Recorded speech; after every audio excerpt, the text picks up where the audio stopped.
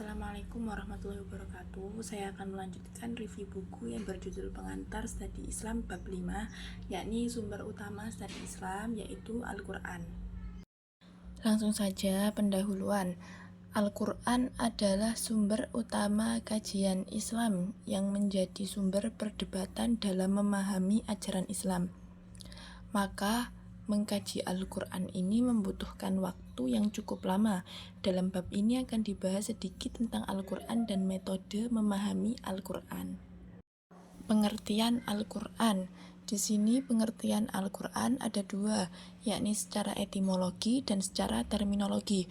Al-Quran secara etimologi berasal dari bahasa Arab, korona, yakni meletakkan bersama-sama atau mengikat bersama-sama, yang berarti juga bacaan suci yang terhimpun dalam bentuk kitab. Pengertian Al-Quran secara terminologi adalah merujuk kepada kitab suci umat Islam yang dianggap sebagai firman Allah yang diwahyukan kepada Nabi Muhammad melalui perantara malaikat Jibril. Penurunan Al-Quran. Al-Quran itu diturunkan secara berangsur-angsur selama hampir 23 tahun, yang diawali dari malam 17 Ramadan di Gua Hiro, dan surat Al-Alaq ayat 1 sampai ayat 5 itu adalah ayat yang pertama kali turun. Jadi turunnya Al-Quran itu tidak langsung lengkap, melainkan secara berangsur-angsur, sedikit demi sedikit ya. Surat Al-Alaq itu adalah surat yang pertama kali diturunkan pada Nabi Muhammad ketika Nabi Muhammad berada di dalam Gua Hiro. Selanjutnya, metode dalam memahami Al-Quran. Ada dua metode, yakni metode modern dan metode tradisional.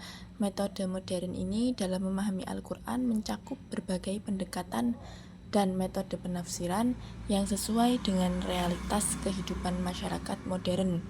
Sedangkan metode tradisional adalah metode yang umum digunakan dalam memahami Al-Quran, yaitu ada 4, yakni tahlili, ijmali, muqarrin, dan maudhu'i. Perkembangan metode memahami Al-Quran ada 3. Yang pertama,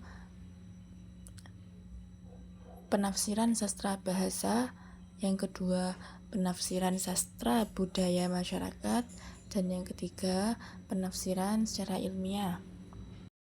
Macam metode ada 4, metode tahlili, metode ijmali, metode muqarrin, dan metode maudhu'i.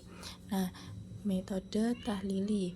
Metode tahlili ini adalah suatu metode tafsir yang mana mufassirnya itu berusaha menjelaskan kandungan ayat-ayat Al-Quran dari berbagai seginya dengan memperhatikan runtutan ayat-ayat Al-Quran sebagaimana ayat-ayat yang sudah tercantum dalam mushaf.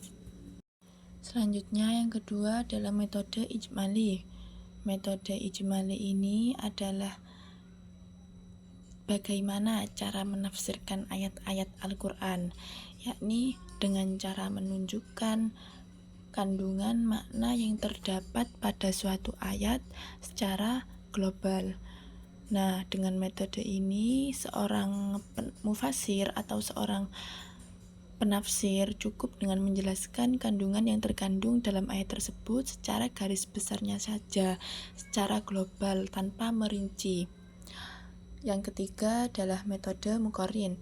Metode muqarrin ini adalah metode tafsir yang dilakukan dengan cara membandingkan ayat Al-Quran yang satu dengan yang lain, yaitu ayat-ayat yang mempunyai kemiripan redaksi dalam 2 kasus yang berbeda, atau ayat-ayat yang mempunyai korelasi,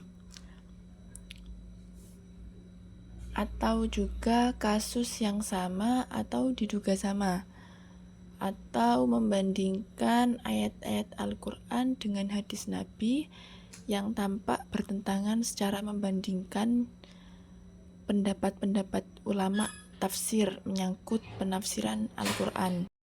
Yang terakhir, yakni yang keempat, adalah metode maudhu'i.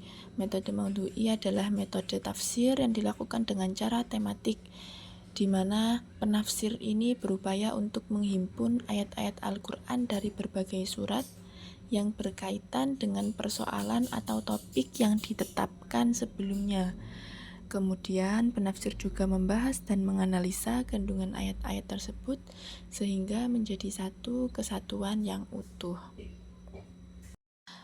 Metode studi Al-Quran, yakni pemahaman tentang kitab suci tidak secara sederhana atau merujuk pada suatu teks, tetapi juga selalu merujuk pada teks dalam hubungannya dengan tradisi yang terus hidup, yaitu hubungannya dengan person atau komunitas imani yang memandangnya suci dan normatif.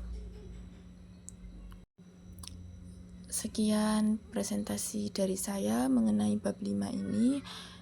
Bila ada salah kata atau kurang lebihnya, saya mohon maaf sebesar-besarnya. Saya akhiri. Wassalamualaikum warahmatullahi wabarakatuh.